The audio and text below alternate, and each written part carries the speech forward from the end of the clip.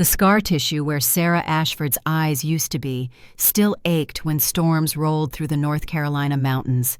8 years of phantom pain, 8 years of remembering the moment claws tore through her optic nerves, 8 years of hearing Marcus scream her name as he died, saving her life. The rain hammered against the cabin's tin roof like bullets, and somewhere in the darkness of her mind, she was back in that interrogation room, back when she could still see, back when she believed being strong meant never showing fear. Her fingers traced the braille markings on the old military knife she kept on the table, a gift from Marcus on their bonding day. The steel was cold, familiar, honest in a way people rarely were anymore. Outside, the wind carried scents of pine and wet earth, and something else. Wolf. Not rogue, not threat. Pack. Silver Moon pack, if her nose remembered correctly, and it always did. The footsteps on her porch were careful, measured. Military training. The weight distribution suggested a male, approximately 200 pounds, favoring his left side. Old injury, probably shrapnel based on the slight hitch in his gait. The knock came 3 times, paused, then twice more. Recognition code from a lifetime ago. "James Holt," Sera said through the door, not moving from her chair. "You're a long way from Silver Moon territory." "Sera." His voice carried relief and something heavier. Desperation, maybe. Fear. "I need to come in. Please." She'd known James since they were children, back when her biggest worry was passing her tracker certification, back when the world made sense. He'd held her hand at Marcus's funeral, one of 3 people who'd bothered to visit in 8 years. The other 2 were dead now, casualties of a war that never seemed to end. The door opened. James entered, and the scent of Silver Moon compound rolled in with him. Silver polish, weapon oil, too many wolves living in close quarters, and underneath it all, the sour note of stress. Whatever brought him here, it wasn't good news. "You look like hell," Sera said, moving to the kitchen with the confidence of someone who'd memorized every inch of her space. "Coffee's on the stove. Still drink it black?" "Still don't drink it any other way." He poured 2 cups, the liquid hitting ceramic in that particular pitch that told her he'd filled hers 3/4 full, the way she preferred. "You look good. Healthy." "I look like a hermit who hasn't seen another wolf in 6 months, and we both know it." She settled back into her chair, fingers wrapped around the warm mug. "So let's skip the pleasantries, James. What does Alpha King Kade Brennan want with a washed-up interrogator who can't even see her own hand?" The silence stretched long enough to be uncomfortable. James's heartbeat had kicked up, anxiety spiking his scent. When he finally spoke, the words came slow, chosen with the care of a man defusing a bomb. "He wants you to come back. Not for therapy, not for charity. He needs you, Sera, for what you can do, what you've always done. Reading lies, finding truth, seeing what others miss. The pack needs you." Sera laughed, and it came out bitter as burnt coffee. "The pack has 100 trained soldiers. Kade Brennan is the most decorated Alpha King in 3 generations. What could I possibly offer that he doesn't already have? Someone who understands what it's like to lose everything and still keep breathing." James set his cup down with enough force to crack the silence. Someone who knows how to fight a war from the inside. Someone he can trust, because God knows trust is a rare commodity these days. The rain picked up, drowning out the smaller sounds of the forest. Sera's fingers found the knife again, that old habit of seeking something solid when the world felt too fluid. Marcus used to tease her about it.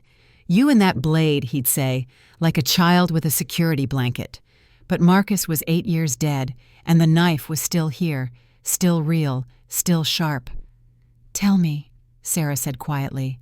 "All of it, from the beginning." James's breathing changed, settling into the pattern of a man about to give a mission briefing. He'd been beta for 5 years now, since the last one died in what the official reports called an accident. Sera had read those reports back when she still worked cases. The word accident appeared 14 times. The word murder appeared 0 times. Statistics didn't lie, but people sure as hell did. 5 years ago, James began, Alpha King Kade's mate Liana and their son Ryan died within hours of each other. Official cause was disease, some kind of border sickness, aggressive, untreatable. They were healthy in the morning, dead by sunset. Liana was fierce, strong, everything a Luna should be. Ryan was 6 years old, wanted to be a warrior like his father. Kade taught him to hold a practice sword 2 weeks before he died. After their deaths, Kade became someone else. Cold, distant, ruled through discipline because caring meant risking more loss. Sera heard the lie in his voice, not in the facts, but in what he wasn't saying. "But you don't believe that. The disease story." "Nobody believes that. Border diseases don't kill an adult Luna and a healthy 6-year-old child in the same day with identical symptom patterns resembling wolfsbane poisoning. They don't happen to strike right after Liana met with the human ambassador to discuss expanded treaty terms." He paused, and she heard him crack his knuckles, an old nervous tell. "But we couldn't prove poison. No trace in their systems, no evidence of foul play. The pack physician who performed the autopsy died 3 weeks later, fell down the stairs, broke his neck. Another accident." "How many accidents are we talking about, James?" 14. 14 deaths in 5 years, all people close to Kade or involved in human relations. Warriors, advisors, diplomats. The pack council member who pushed for hybrid acceptance. The scout who discovered a rogue weapons cache. The elder who wanted to investigate Liana's death. All accidents. All convenient. Sera stood and walked to the window, feeling the cold glass against her palm. 14 murders, disguised as accidents. Someone inside Silver Moon was running a long game, patient and methodical. That took resources, authority, and most dangerous of all, true belief in their cause. "Kade suspects internal conspiracy," she said. It wasn't a question. "He knows there's internal conspiracy. What he doesn't know is who's running it, how deep it goes, or what their endgame is. He's ruled for 15 years, Sera. Fought in 40 border conflicts, never lost a major engagement, turned Silver Moon into the strongest pack in the Eastern Territories, and now he's trapped in his own compound, can't trust his own people, watching them die one by one while he's powerless to stop it." The image formed in Sera's mind. She'd never met Kade Brennan, but his reputation preceded him. War hero, brilliant tactician, absolutely ruthless when the situation demanded it. The kind of leader men followed into hell because they believed he'd lead them back out again. But even the strongest alpha couldn't fight an enemy he couldn't identify, couldn't defeat a threat that looked like loyalty until it put a knife in your back. "He's isolated himself," Sera said. "Pushed everyone away, became cold, distant. Easier to rule through fear than risk caring about people who might be next on the list." "You've been reading those psychology books again." "I've been living in the same nightmare, just different details." She turned from the window. "What exactly is Kade proposing?" James's sense shifted, apprehension mixing with something like hope. "Contract Luna position, 1-year term. Your job is to use your interrogation training, your ability to read lies, to identify the conspirators. You'll have access to all pack records, all personnel files, authority to question anyone below Alpha rank. In return, full military pension, pack protection, and resources to investigate Marcus's death."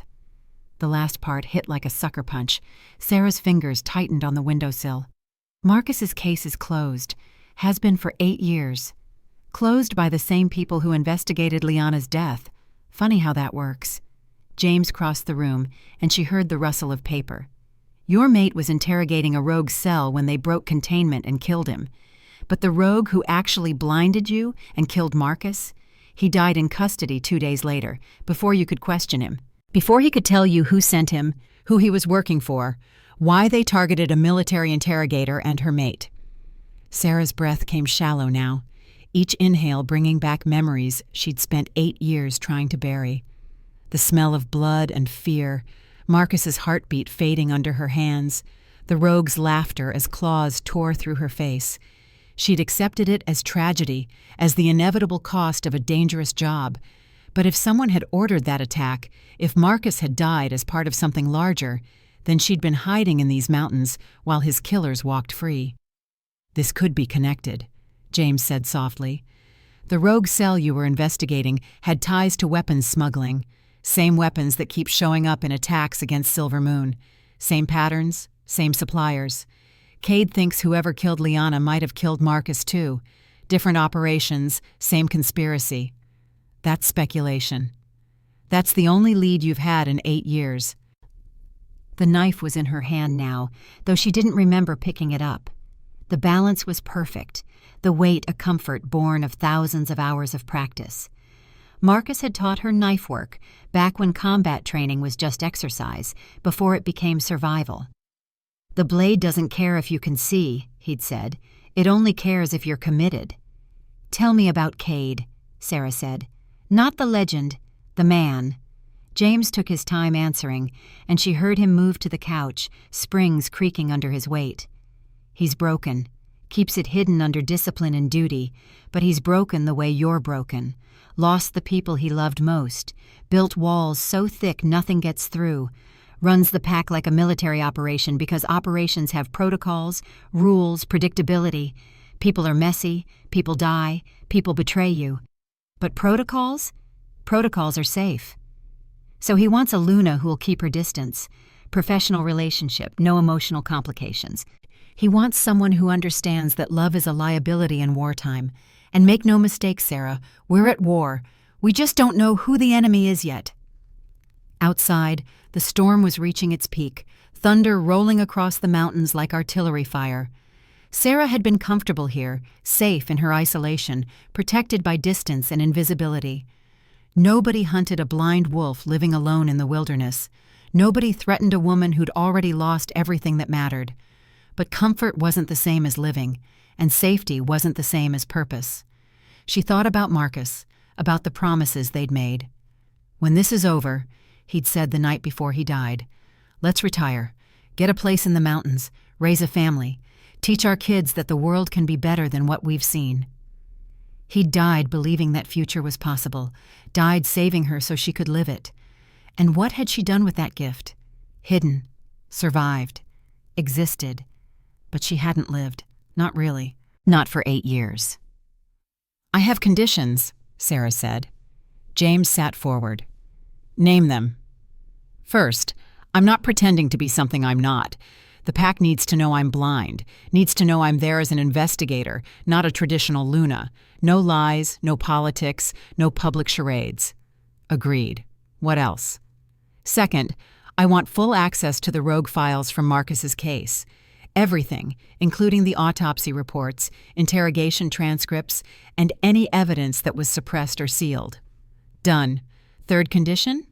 Sera walked to the table, fingers finding the old photograph she kept there. She couldn't see it anymore, but she'd memorized every detail. Marcus on their bonding day, his smile wide and genuine, his hand on her shoulder. They'd been so young, so certain they'd have decades together.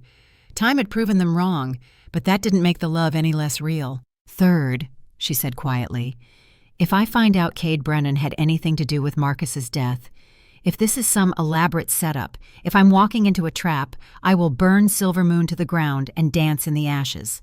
Clear?" "Crystal. But for what it's worth, Sera, Kade's many things. Ruthless, cold, probably too damaged to ever be whole again.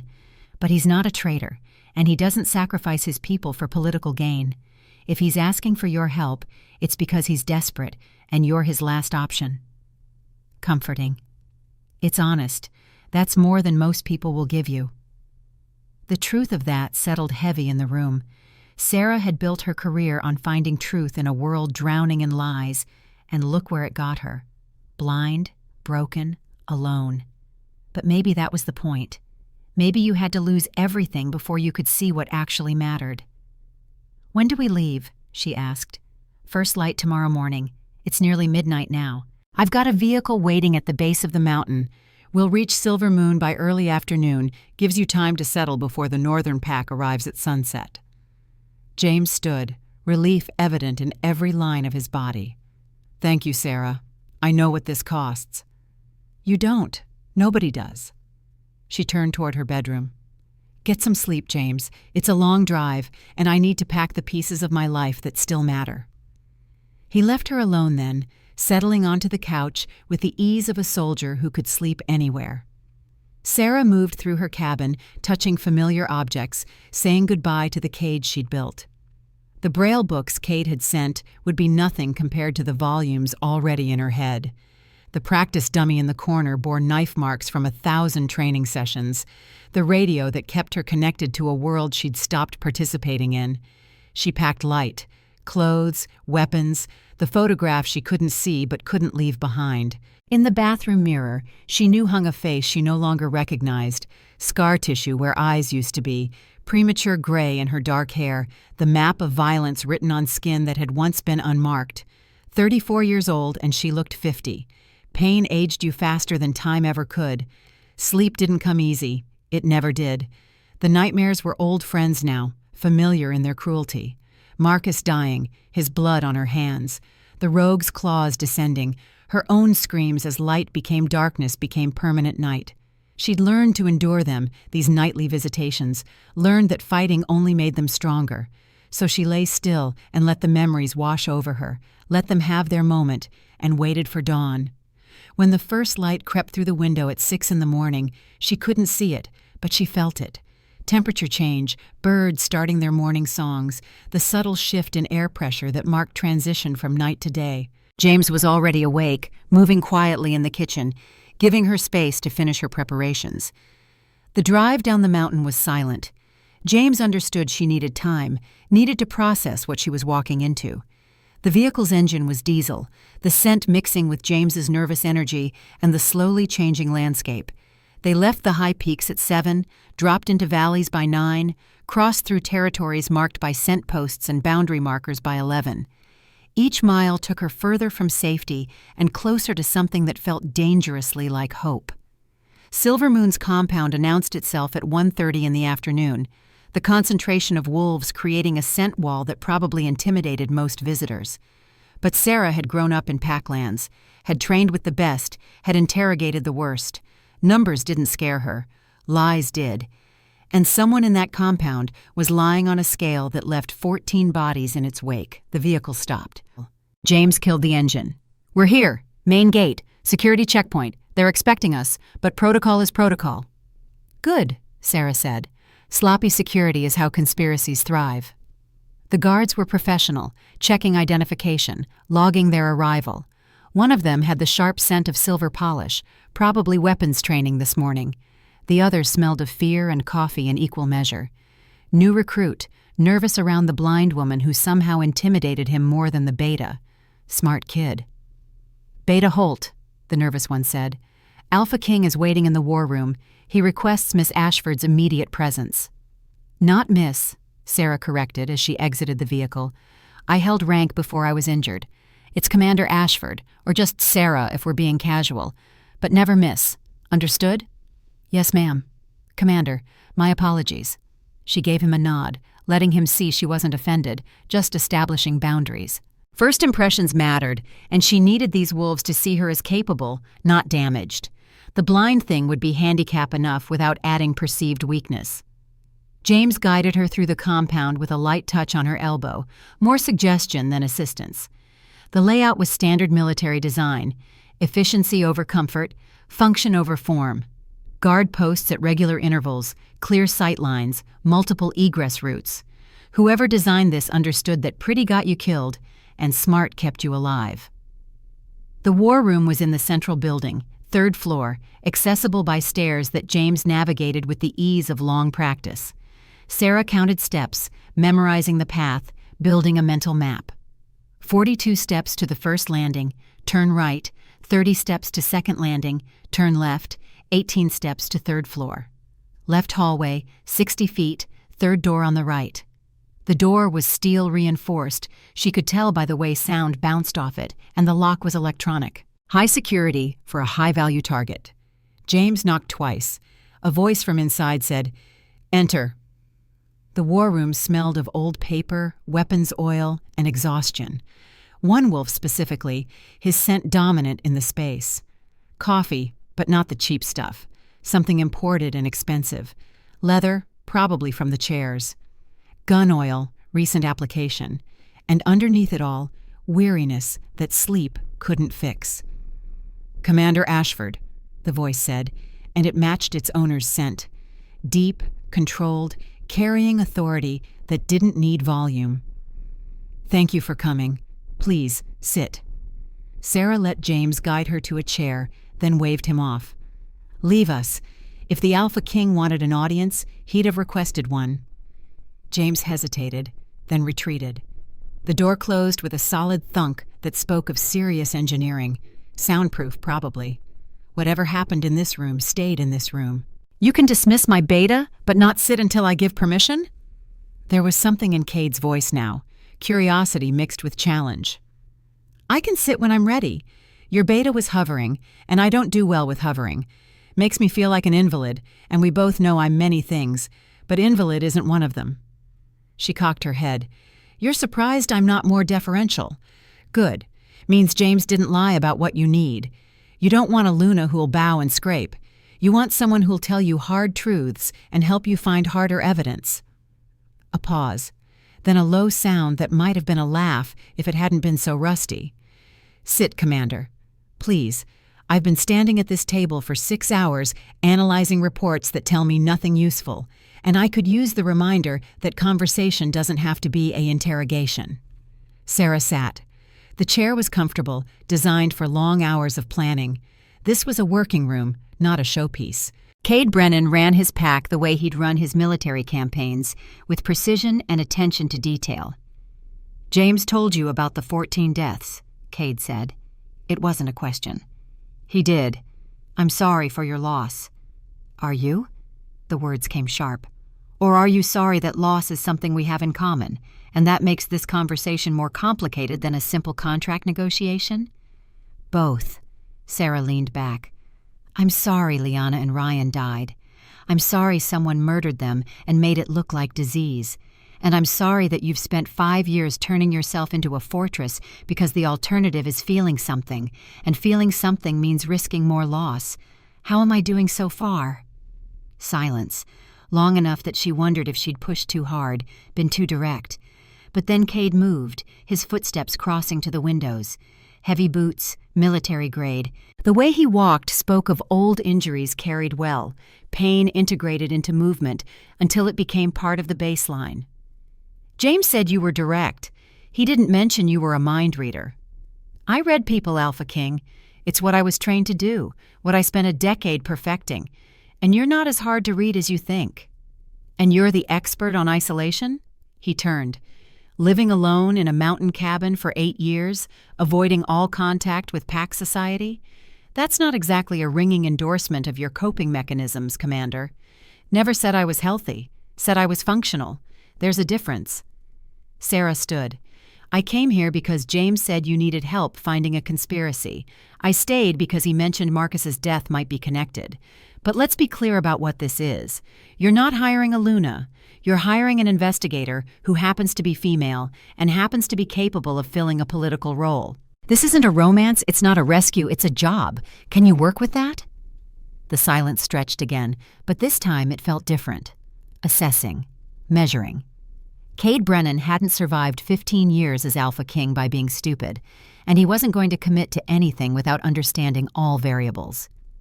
"The Northern Pack is arriving at sunset today," he said finally.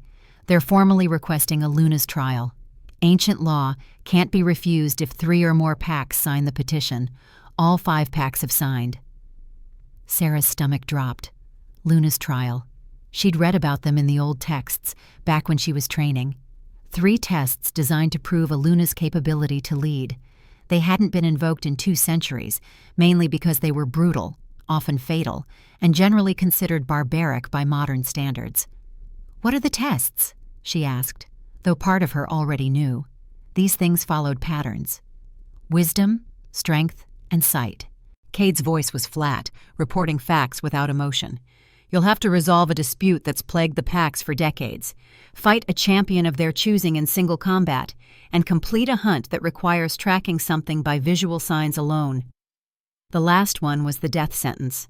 Sera could fight, could reason, could do a dozen impossible things. But track by visual signs? Follow prints and broken branches and disturbed earth? That required eyes she didn't have. They designed the trial to kill me, she said quietly. Yes. And you're going to let me take it anyway? Yes. Why? Kade moved closer. Because refusing the trial proves they're right.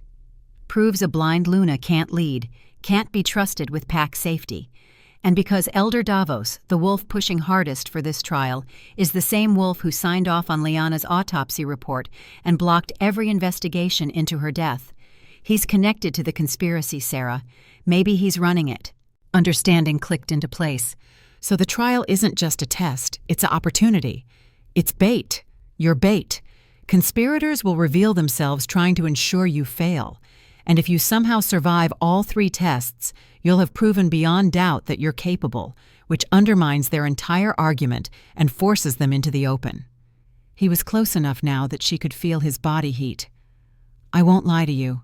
The odds of survival are poor. The trial is designed to be nearly impossible for a fully capable Luna. For someone without sight, it's an execution dressed as tradition. But you think I can do it? I think you're the most dangerous person I've ever met.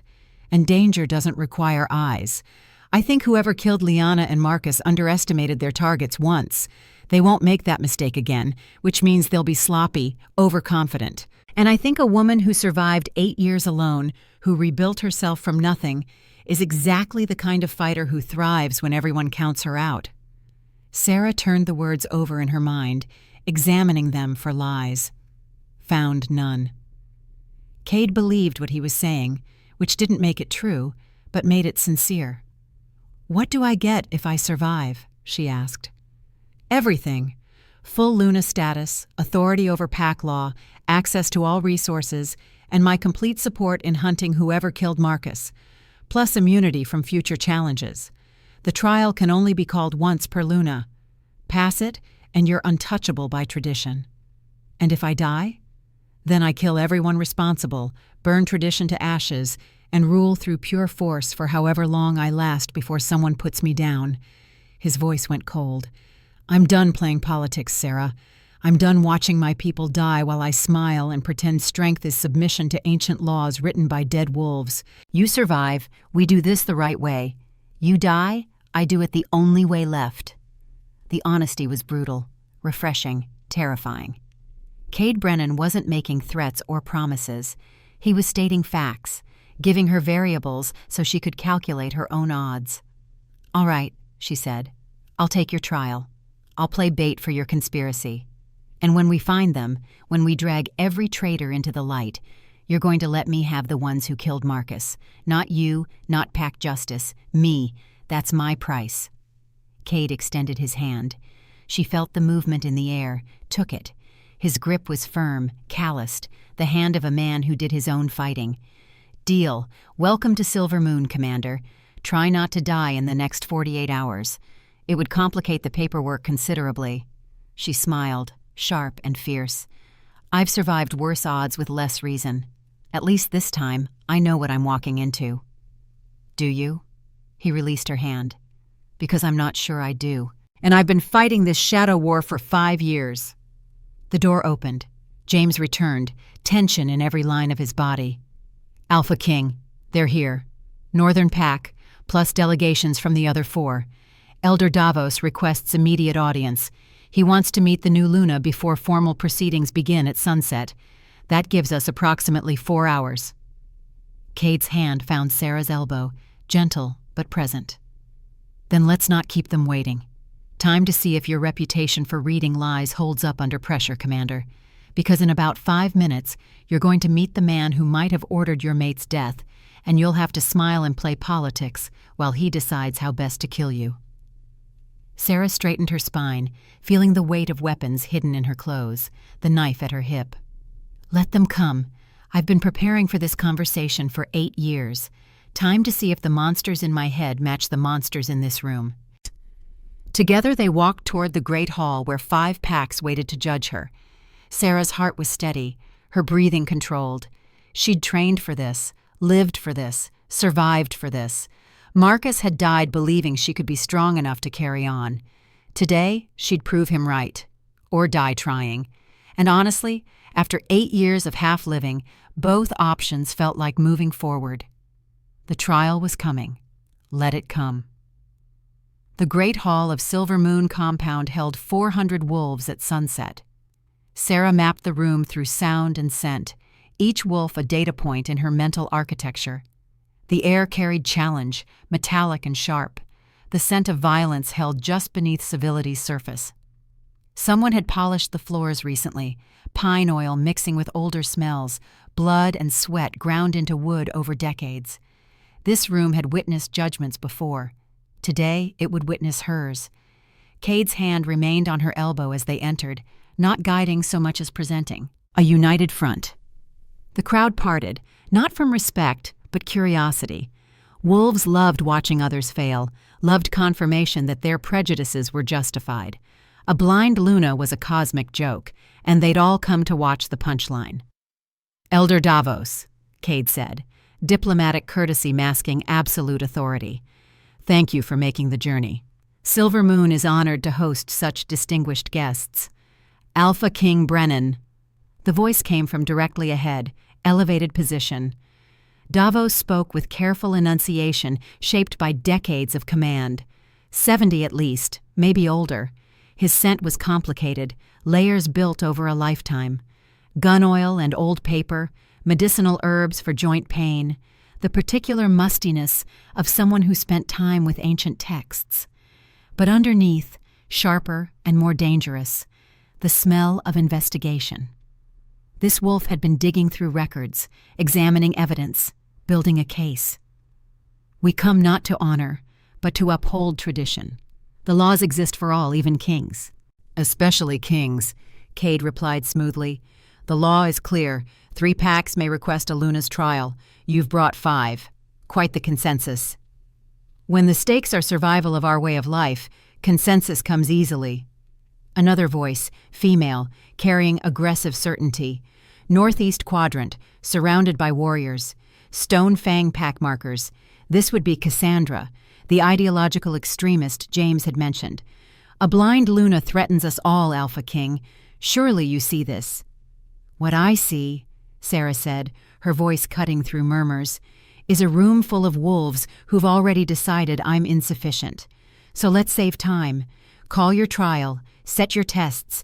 I'll either prove you wrong or prove you right. But let's stop pretending this is about tradition. This is about fear. The silence that followed was absolute.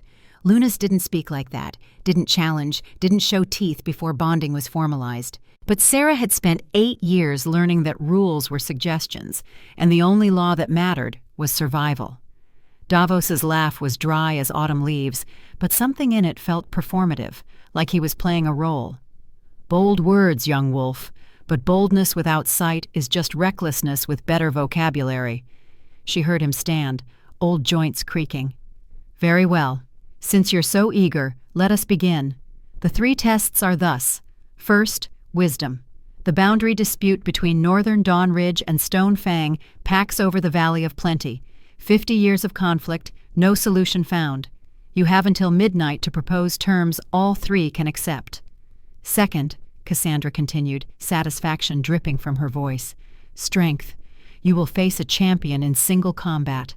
Victory by yield, incapacitation, or death. The champion will be revealed at midnight. And third, a new voice, male, nervous energy barely contained. Sullivan, Dawn Ridge Alpha. The hunt. At dawn, you will track and return with proof of the white stag's defeat. The creature has evaded our finest hunters for decades. You have until sunset tomorrow. Sera processed the information. The boundary dispute was politics, reading people and proposing workable solutions. Combat would be dangerous, but manageable depending on the champion. But the hunt was the execution. Tracking required sight. They'd designed it perfectly. 2 possible tests, 1 guaranteed failure, unless the tests weren't actually about passing. I accept your terms, Sera said clearly, but I invoke the law of disclosure. Before I begin, I want to examine evidence of these problems. For the boundary dispute, I'll speak with representatives from all 3 packs. For combat, I want the champion's identity disclosed. For the hunt, I want historical records of every tracking attempt." "The law doesn't grant you that right," Cassandra snapped. "The law grants Aluna the right to all information relevant to pack safety," Sera corrected. "These tests determine my fitness to protect Silver Moon. How can I prove fitness without understanding what I'm protecting against? Unless you're afraid I'll find something that undermines your narrative." Davos was silent for a long moment. His breathing caught slightly, suppressed emotion. Approval, perhaps. "She has a point. Very well, Commander Ashford. You may examine available evidence. But tests begin in 6 hours regardless. Midnight comes whether you're prepared or not." The crowd murmured, excited and uncertain. This wasn't how trials usually went. Sera was negotiating like a hostile witness, demanding discovery, turning their ambush into something closer to fair fight. Kade's hand squeezed her elbow once, brief communication. "The Northern Pack will provide lodging for our guests," he announced. "Commander Ashford will have access to archives and council chambers as required. At midnight, we reconvene for the first test." The assembly broke apart, wolves moving in clusters, conversations erupting. Sera stood still, letting the room empty, reading currents of opinion in scattered words and scent markers. Most thought she was doomed. Some were curious. A few smelled hopeful, and one smelled afraid, sharp, acidic, unmistakable. Someone in this room was terrified Sera might actually succeed. When the space was nearly clear, James approached. That was either brilliant or suicidal. Possibly both. "Definitely both," Sera agreed. "Where's the archive?" "North Tower, 3rd floor. But Sera, the records on the boundary dispute are extensive. 50 years of claims, counterclaims, legal precedents. Even with sight, it would take days to review. Good thing I don't need sight to see truth." She turned toward where Kade stood. "Alpha King, I'll need your pack historian. Someone who knows the cases intimately can give verbal summary. And I want James present as witness." "Agreed. Anything else?" "Yes. Get me the autopsy reports on your mate and son. All of them, including ones Davos signed. If I'm bait for your conspiracy, I need to know exactly what they're capable of." The room went quiet. Kade's breathing changed, pain and old rage fighting for dominance. When he spoke, his voice was glacier cold. "Those files are sealed. Private. Not even Pack Council has access." "I know. That's why I'm asking. Because if we're really hunting whoever killed them, I need to see what they saw. Need to understand the crime before identifying the criminal." She softened her voice slightly. "I've read 1,000 autopsy reports, Kade. Your family won't be names and dates to me. They'll be evidence, and I'll treat them with the respect they deserve. But I need the truth." Long silence, then footsteps, Kade moving close. "You're either the bravest wolf I've ever met, or you have a death wish that makes mine look amateur. Can it be both?" He laughed, surprised. "Archive access, historian, autopsy files. Anything else before I regret this entire plan?" "Just one thing.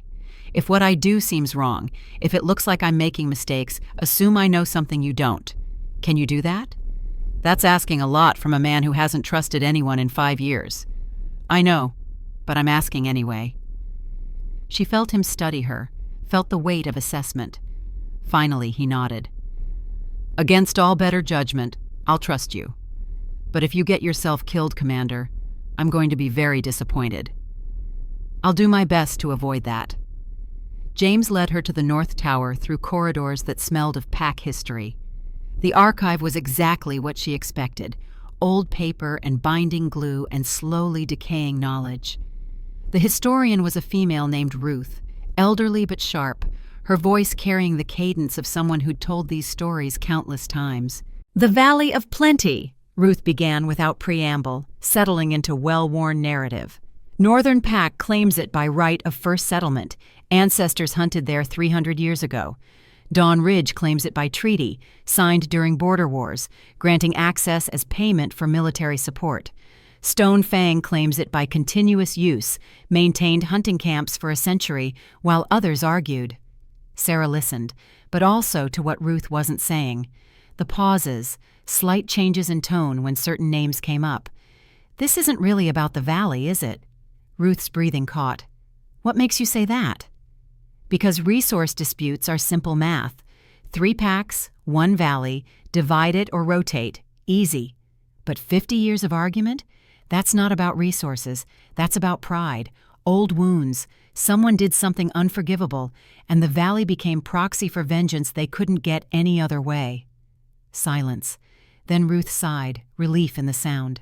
"Dawn Ridge Alpha killed a Northern Pack scout 40 years ago, claimed accident during training exercise. Northern Pack said murder. No proof either way, but the dead scout's brother was Beta, pushed for retaliation. Dawn Ridge offered reparations. Northern Pack wanted blood, so they fought over the valley instead, safe way to express conflict without starting full war. And Stonefang? Opportunists. Moved into disputed territory while others argued, figured possession was 9/10 of law." Sera smiled. "So to solve this, I don't need to divide a valley. I need to resolve a murder from 40 years ago.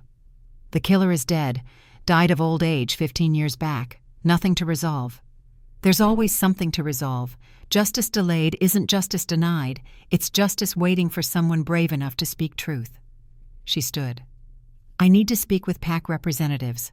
All 3 together, neutral space." "Can you arrange that?"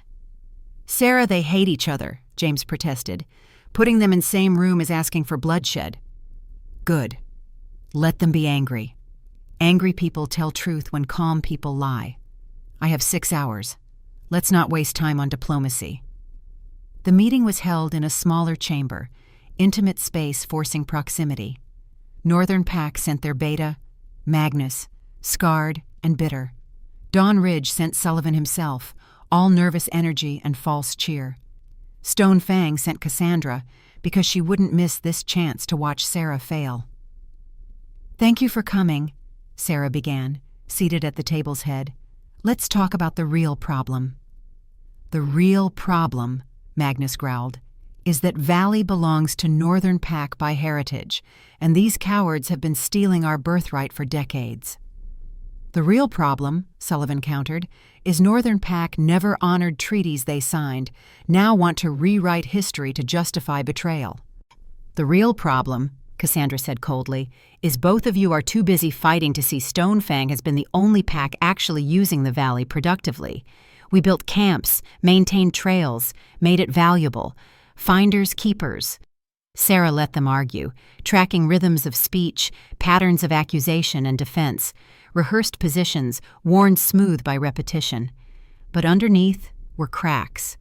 Magnus's grief mentioning the dead scout, Sullivan's guilt when treaty obligations came up, Cassandra's pragmatism that bordered on opportunism but held no real malice. "The scout who died 40 years ago," Sera said, cutting through argument. "What was his name?" Magnus went still. "Why does that matter?" "Because none of you have said it. 50 years of fighting over his death, nobody's spoken his name. Like he's a legal precedent instead of a person. So I'll ask again. What was his name?" Long silence. Finally Magnus spoke, voice rough. "Gabriel. Gabriel Steele. My father's younger brother. He was 23, newly bonded, his mate carrying their first child. He died in that valley, and Dawn Ridge called it accident." "It was an accident," Sullivan insisted, but sweat tinged his scent. "The Alpha who conducted that exercise died swearing it was accident. Your Alpha also happened to be competing with Gabriel for council position. Convenient accident." Magnus's fists clenched. "My father spent his whole life trying to get justice, died without it. Now I'm stuck carrying this grudge, and I don't even know if it's real or just inherited pain." Sera leaned forward. "What if I could give you certainty? Not justice, because the guilty party is dead, but certainty. Truth about what happened. Would that be enough to settle this?" "How?" Cassandra demanded. "It was 40 years ago. No evidence, no witnesses still living. You're offering impossible things." "I'm offering investigation.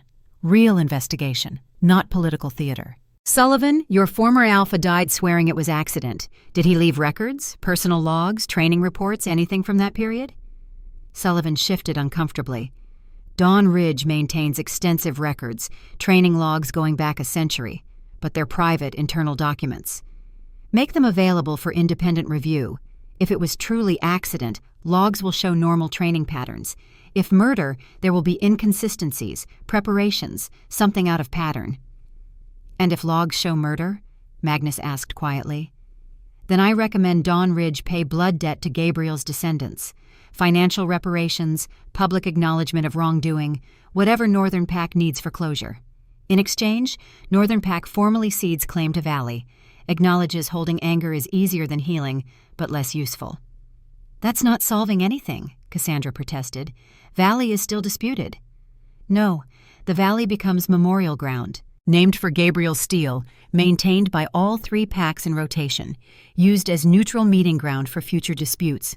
You all lost something in this fight. Northern Pack lost family, Dawn Ridge lost honor, Stone Fang lost moral high ground exploiting others' pain. So take that loss and make it mean something. Build something from ashes. The 3 wolves looked at each other, then at Sera. She could smell the shift happening, old positions becoming flexible, grudges loosening. I need to consult my pack, Magnus said slowly. This is not small thing. Agreed, Sullivan added. Dawn Ridge will need time. You have until midnight, Sera reminded them. After that, I present my solution to Elder Davos, and it either stands or falls. Your choice whether to be part of solution or remain part of problem. They left separately, each lost in thought. James closed the door and let out a long breath. That was extraordinary. You gave them exactly what they needed without anyone losing face. I gave them permission to stop fighting. Sometimes that's all people need. She stood, feeling exhaustion creeping in.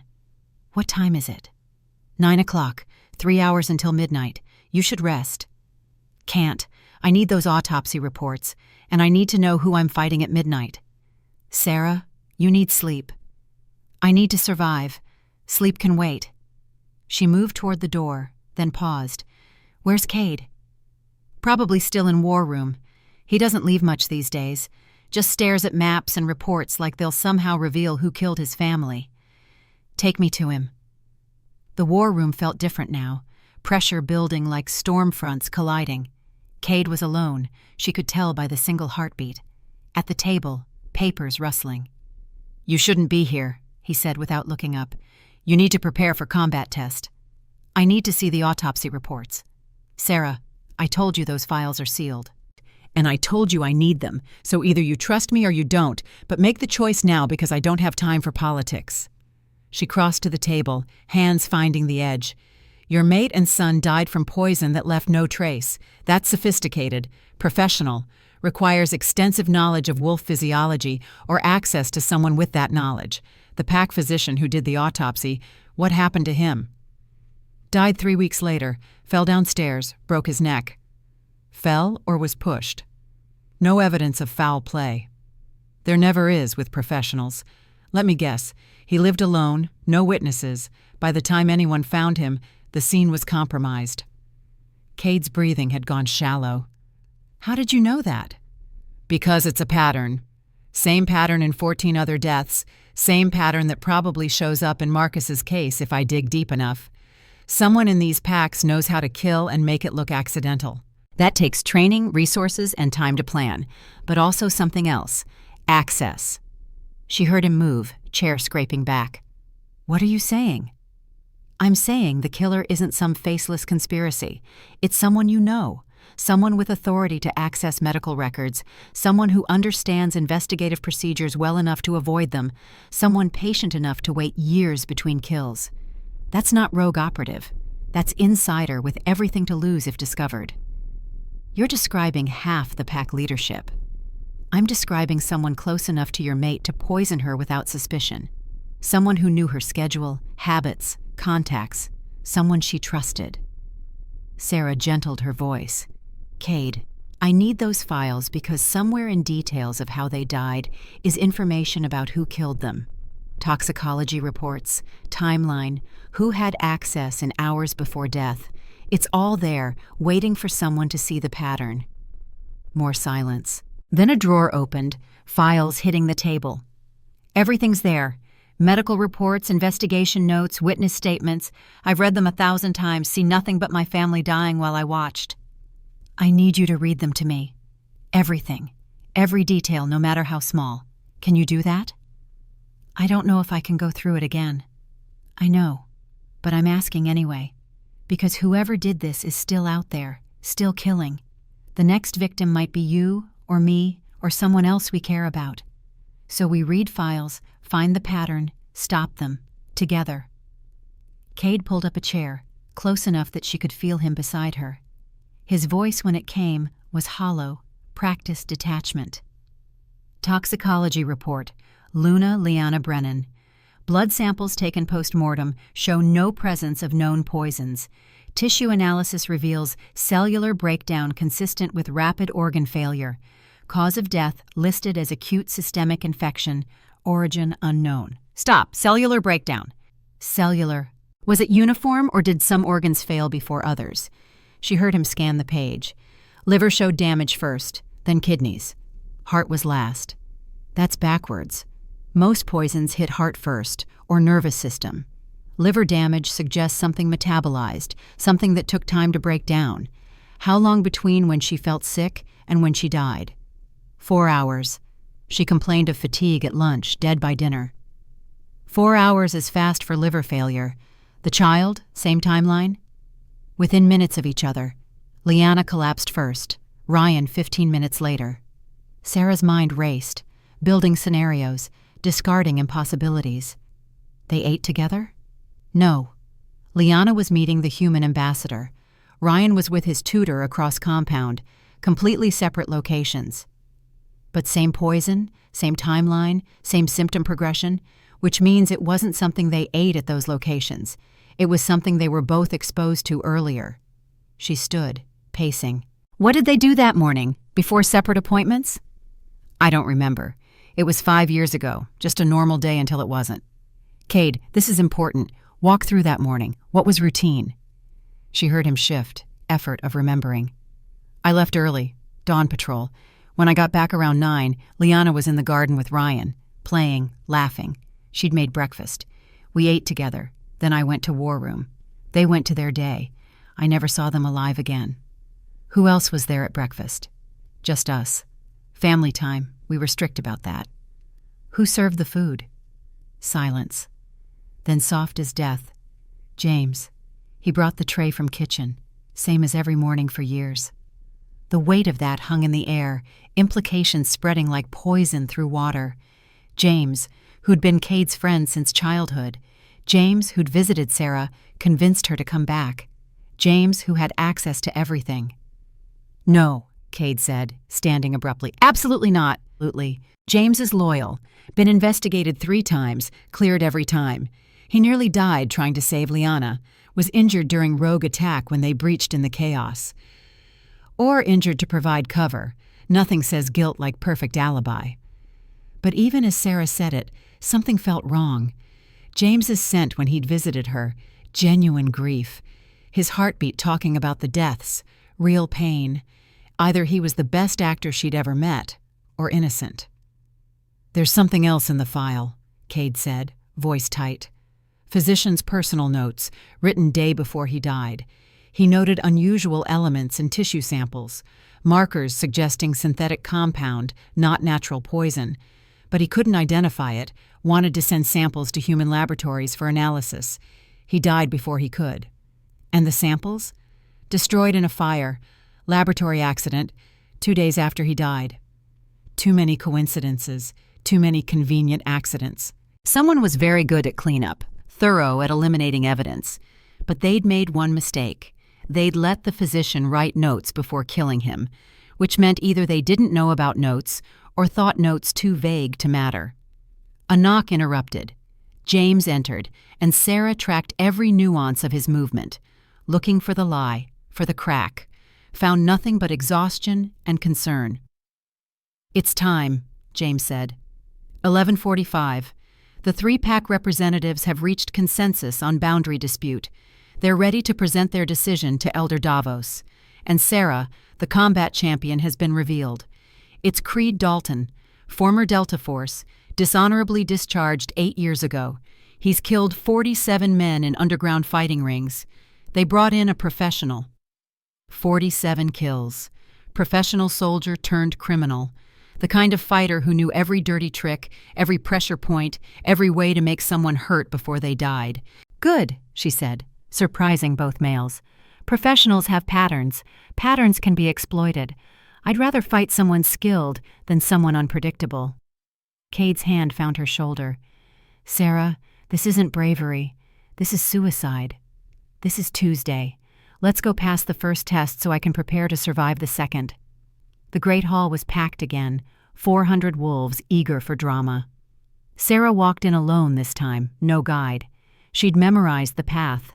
Independence was statement, was power, was refusing to be diminished. Elder Davos sat in his elevated position, ancient and patient. "Commander Ashford, the hour has come. The 3 packs involved have reached decision. Whether you helped or hindered, we shall hear. Magnus, speak for Northern Pack." The scarred beta stood, and his voice carried new tone. Hope. "Northern Pack accepts the proposal. We will open training records for independent analysis. If evidence shows accident, we formally cede all claim to Valley of Plenty. If evidence shows murder, we accept financial reparations and public acknowledgement in lieu of blood vengeance. The valley becomes memorial ground, named for Gabriel Steele, maintained by all 3 packs." Sullivan rose next. "Dawn Ridge agrees. We will provide full access to historical records. Whatever truth is found, we accept consequences.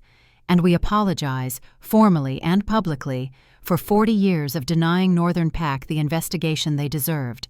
Regardless of guilt, we should have pursued truth." Cassandra was last, grudging but genuine. "Stonefang accepts. We recognize our opportunism was dishonorable. The memorial ground proposal has merit. We will contribute resources to its maintenance." The hall erupted in shocked murmurs.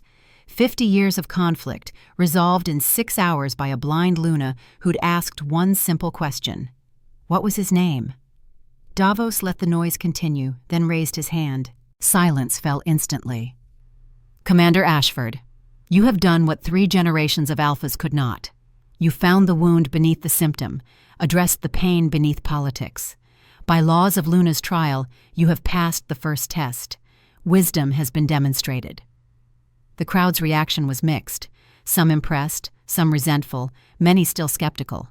One test passed meant nothing if the next 2 killed her.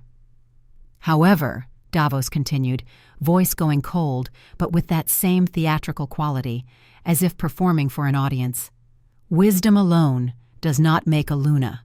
At midnight, you face strength. Creed Dalton awaits in the combat circle. And at dawn, should you survive, the hunt begins. Rest while you can, young wolf. The hardest trials are yet to come." Sera bowed, formal and precise. "Thank you, Elder Davos. I look forward to proving that blindness is not weakness, merely a different way of seeing truth." She turned and walked out, head high, pace steady. Only when she was in the corridor, away from the crowd, did she let herself feel the exhaustion. Her hands found the wall, body sagging. Kade was there instantly, supporting her. "You did it. Against all odds, you actually did it." "One down. Don't celebrate yet." She straightened, pushing through fatigue. "I need to prepare for Creed. Need to understand how he fights, what his patterns are. And I need food, water, somewhere quiet to think." "I'll arrange it." He hesitated. "Sera, about James, about the breakfast that morning. We can't ignore that. We investigate everyone, trust no one. That's how we survive, even if it hurts, especially if it hurts. Come on, let's get you ready to fight a trained killer with your bare hands and absolutely no margin for error." The combat circle was ancient stone, worn smooth by centuries of blood and violence. Midnight had arrived with winter wind and the scent of anticipated death. Sera stood at its center, bare feet against cold rock. The crowd pressed close, 400 wolves forming a living arena. Creed Dalton entered from the east gate. The crowd's reaction told her everything. Gasps of recognition, a few scattered cheers, mostly thick silence of people watching an execution dressed as sport. His footsteps were heavy but controlled, 240 pounds distributed across a frame built for damage. The slight scrape of his left boot spoke of old injury, probably knee, compensated but never fully healed. "Commander Ashford." His voice came from 20 feet away, gravel rough and professionally courteous. "I'm told you prefer honesty to false courtesy, so here's truth. I've killed 47 men in combat, most trained soldiers. You're skilled, I've seen your service record, but you're fighting blind against someone who's made murder into art. Yield now, save yourself pain, and I promise to make it look honorable." Sera rolled her shoulders, loosening muscles that ached from exhaustion. "Creed Dalton, dishonorably discharged 8 years ago for reasons your file doesn't specify, which means they were bad enough the military wanted them buried. You've spent those years in underground fighting circuits, killing for money because it's the only thing you know how to do anymore. Here's my truth. You're not an artist. You're a weapon someone pointed at me, and weapons don't get courtesy, they get disarmed." The crowd murmured, appreciating verbal sparring even as they waited for real blood. Kade stood outside the circle, close enough that she could track his elevated heart rate. Elder Davos's voice cut through anticipation. "The test of strength begins now. Victory by yield, unconsciousness, or death. The Luna may not leave the circle. The champion may not use weapons. All other methods are acceptable. Begin." Creed moved immediately, closing distance with efficiency. But Sera had spent the last hour studying everything James could find about Creed's fighting style. He favored right-side attacks, led with his strong hand, used his weight as momentum rather than anchor. Powerful, but predictable. She dropped and rolled left as his first strike whistled through air where her head had been. Came up 10 feet away, recalibrating position by echo of crowd noise off the circle's stones. Creed pivoted, faster than his size suggested, and came again. This time she caught the subtle shift in his breathing that preceded attack, twisted away, felt his knuckles graze her shoulder instead of connecting with her temple. "Fast," he acknowledged, circling. "But speed alone won't save you, Commander.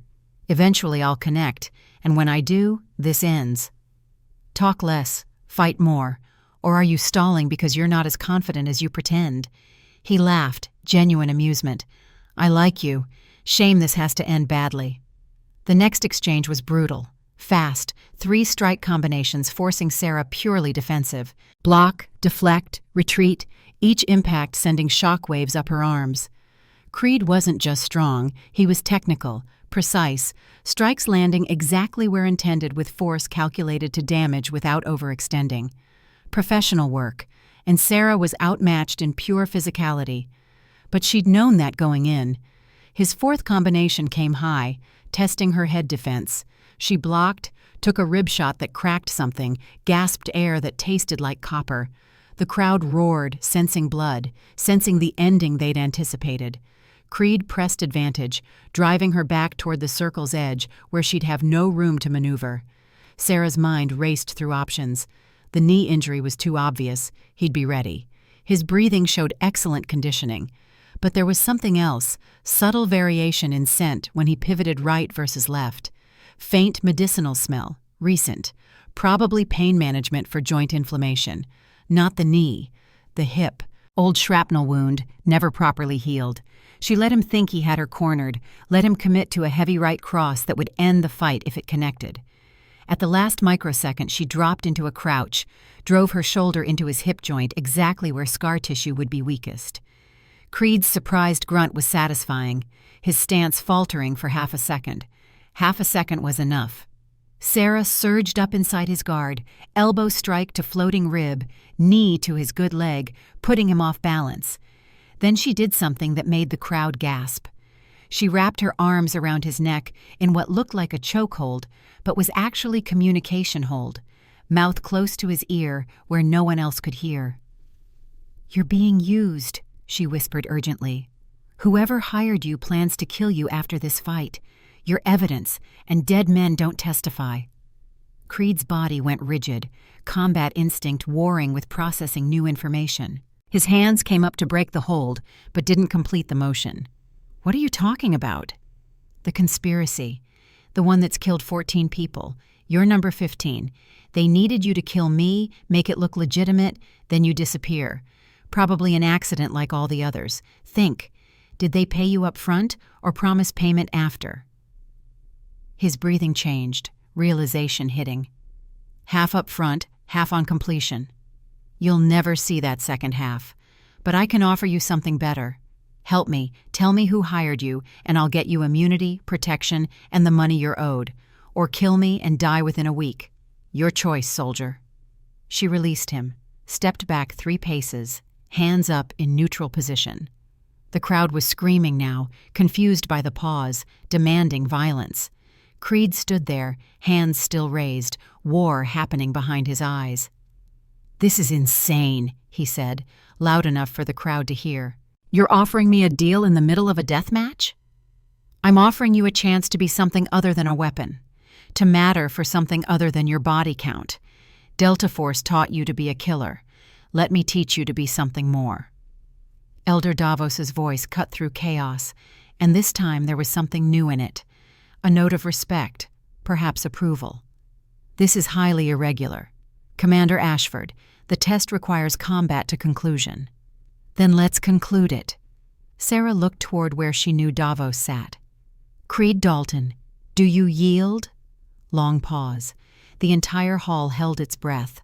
Then Creed lowered his hands and dropped to one knee. "I yield. The blind Luna wins." Pandemonium. Wolves shouting in anger, in disbelief, in grudging respect. A professional fighter yielding to someone half his size who couldn't even see him. But Sera heard something else beneath the chaos, a single heartbeat spiking in fear. Someone in this hall had just watched their plan collapse, watched their hired assassin switch sides. Davos let the noise continue for a full minute before calling for silence. When it came, his voice carried dangerous edge, but also something that sounded almost like satisfaction. "The test of strength is concluded. Commander Ashford has demonstrated not only combat capability, but strategic thinking under pressure. Most impressive. However, questions arise regarding the irregularity of this conclusion. Creed Dalton, approach." The big fighter stood, moved to stand beside Sera. "Elder," he said carefully, "I yielded of my own free will. No coercion, no violation of rules. The commander presented an argument I found compelling." And what argument could a blind wolf present that would convince a professional killer to surrender? She reminded me what it means to be a soldier instead of a murderer. Sometimes the bravest thing isn't fighting, it's choosing a better path. The answer was perfect, honorable, exactly what tradition demanded. But Sera could smell the lie underneath, the fear that came from knowing he'd just painted a target on his own back. "Very well," Davos said slowly, and now there was definitely approval in his tone, masked but present. 2 tests passed, but the third remains, and it is the most challenging. At dawn, Commander Ashford, you will enter the northern forest alone to hunt the white stag. You have until sunset tomorrow to return with proof of its defeat, tracking by sight alone, as nature intended, as Lunas have always done. Cassandra's voice rang out, sharp with vindication. Finally, a test she cannot talk her way through, cannot negotiate or philosophize, pure capability, sight required. This is where the blind Luna's luck runs out. "Perhaps," Sera replied calmly, "or perhaps you've all been so focused on what I cannot do that you've forgotten to fear what I can. Dawn is 6 hours away. I suggest you all get rest. Tomorrow will be educational." She turned and walked out, Creed falling into step behind her like a guard. The crowd parted, wolves pressing back, giving her space born of confusion and grudging respect. Kade intercepted them in the corridor, James right behind. Both looked simultaneously relieved and terrified. "That was either brilliant or insane," Kade said. "Definitely both," Sera agreed, wincing as her cracked rib protested. "James, I need you to get Creed somewhere secure. Guard him personally. He's evidence now, which makes him a target." "Evidence of what?" James asked. "Of who hired him to kill me, which we're going to discuss privately, immediately, before whoever's running this conspiracy decides to eliminate their loose end." She turned toward Creed. "You're going to tell us everything. Who contacted you, how much they paid, what instructions they gave, every detail. And in exchange?" "In exchange, I keep you alive long enough to testify. Fair trade." They moved to a secure room deep in the compound. Creed settled into a chair, looking distinctly uncomfortable. Sera stood, too wired to sit, pacing the room's perimeter. "Start talking," Kade ordered. "Who hired you?" Creed's breathing was elevated, fear mixing with resignation. "I don't know names. Contact was through encrypted channels, dead drops, anonymous payments, professional operation, military-grade operational security." "But you have suspicions," Sera prompted. "You're Delta Force trained. You know how these things work. Who had the resources, the access, the motivation?" "The contact knew details about Silvermoon they shouldn't. Guard rotations, compound layout, your daily schedule. Insider information, definitely. They also knew my service record, things that are sealed military files. That level of access suggests someone with government or military intelligence background." "Did they tell you why they wanted me dead?" "Said you were a threat to pack stability, that accepting a blind Luna would weaken Silvermoon, make them vulnerable to rogue attacks.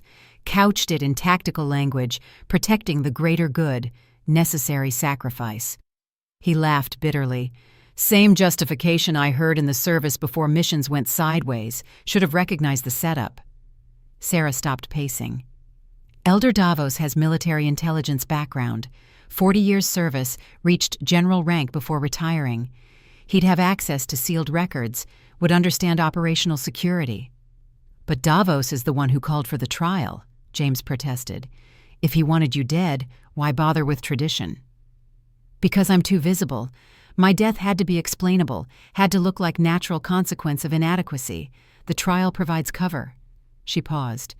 "Or he's investigating the same conspiracy we are, and someone's framing him. Who else has been pushing for the trial?" "Cassandra," James said immediately. "Stonefang Elder, ideological extremist, vocal opponent of human relations." "And Sullivan," Kade added. "Dawn Ridge Alpha. He's been nervous this entire time. Financial records show unusual wealth accumulation over last 3 years. Someone's paying him." Sera's mind assembled the pieces. 3 factions working together but with different goals.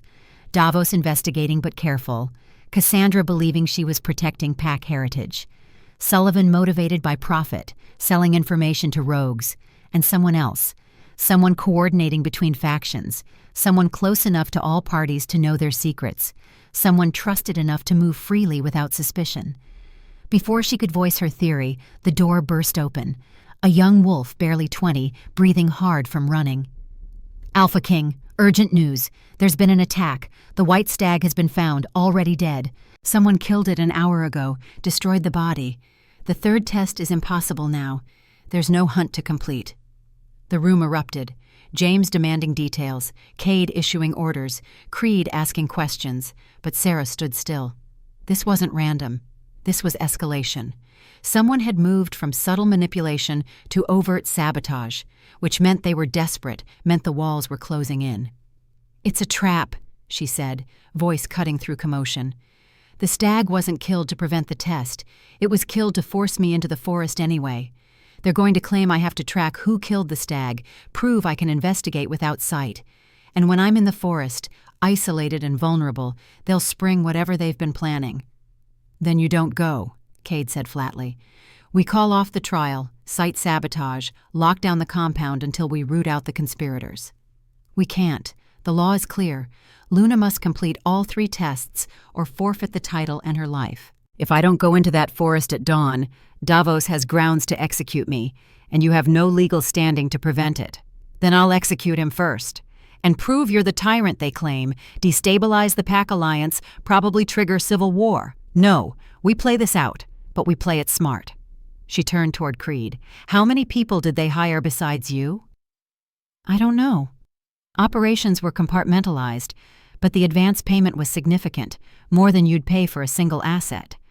I'd estimate at least a dozen operators, probably more. 20, Sera said with certainty. Someone mentioned 20 wolves waiting. I'm going into that forest at dawn, alone, as required, and I'm going to let them think they've won, let them spring their trap, let them reveal themselves completely.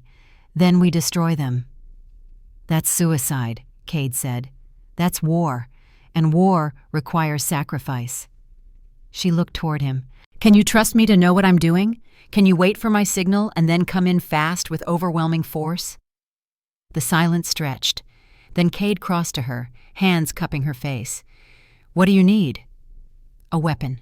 Something small, concealable, and a radio, encrypted channel, so you can track my position. When I find them, when they reveal themselves, you come in fast. No mercy. Done. What else? Time alone. 3 hours before dawn. I need to prepare. They left her then. Sera stood in the empty room, feeling the weight of what was coming. 20 trained killers in the forest.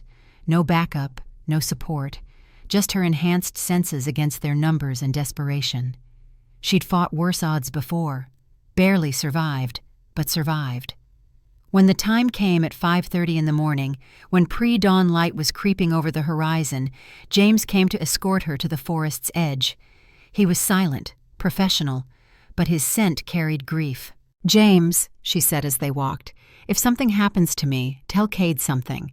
Tell him the breakfast that morning. Tell him I never suspected you. You're loyal, have always been loyal. The real traitor is someone we're not looking at closely enough. He stopped walking. Sera, what are you saying? I'm saying the answer's right in front of us, hidden in plain sight. Whoever killed Liana had intimate knowledge of that morning's routine. You've been cleared 3 times because you're actually innocent. So who else knew? Who else had access? The household staff, guard rotation, council members who visited regularly. His voice trailed off. The physician. He was there that morning, did routine checkup on Ryan, said the boy was healthy, growing strong. 8 hours later, they were both dead. And 3 weeks later, the physician died before he could complete analysis. Investigate everyone who had contact with them that morning. Someone who's still alive, still in position to kill again. They reached the forest boundary as full dawn broke at 6 o'clock. The assembled wolves were smaller in number, maybe 200. Elder Davos stood at the trailhead. Commander Ashford, the white stag lies dead, killed by unknown hand. Your test is modified thus. Find who killed the stag, return with evidence of their identity, and you pass. The forest is vast, the trail is cold, and you are blind. You have until sunset. Sera bowed. Thank you, Elder. I'll try to exceed your expectations. She entered the forest alone. Behind her, she heard Kade's barely restrained fury, heard James's whispered prayer, heard Creed's low warning that she was walking into a kill box. She knew. That was rather the point. The forest closed around her, sounds and scents creating a map in her mind. North 40 degrees, trail worn by deer. East 60 degrees, water source. West, directly west, the scent she'd been tracking. Wolf.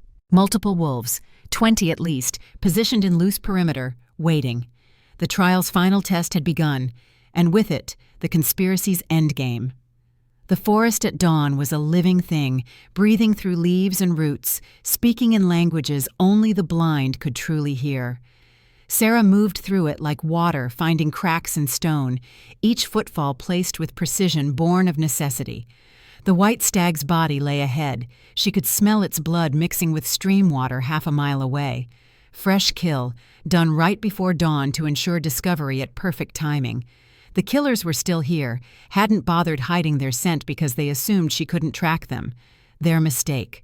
The last one they'd make. She found the stag's corpse at the stream, magnificent even in death. Someone had cut its throat with professional efficiency. No struggle, quick and clean. But they'd also left something else, a message carved into the tree beside the corpse. Her fingers traced the letters, feeling their shape. For the old ways, for purity, For the pack that was before corruption. Cassandra's ideology, but not Cassandra's handwriting. Someone young, based on the depth and angle of cuts, strong enough to carve through hardwood, but not experienced enough to make letters uniform. A sound behind her. Subtle, almost silent, but her hearing caught it. Footstep on wet leaves, 40 feet back. Then another, different direction. They were closing the perimeter, cutting off escape routes. Sera stood up, stretched casually, and spoke loudly enough to carry. "I know you're all out there, 20 of you give or take. Probably nervous because your hired assassin switched sides, probably desperate because the plan's falling apart. I'm going to give you one chance. Come out, surrender, tell me who's running this operation, and I'll recommend mercy. Or stay hidden, try to kill me, and face what comes next." Silence. Then laughter, multiple voices echoing through trees. A figure emerged from the north. Young male, maybe 25, wearing northern pack markers. "The blind Luna offers us mercy? That's rich. You're alone, surrounded, have no backup and no way out. We could end this in seconds." "You could try." Sera's hand drifted toward her knife. "But here's what you're not considering.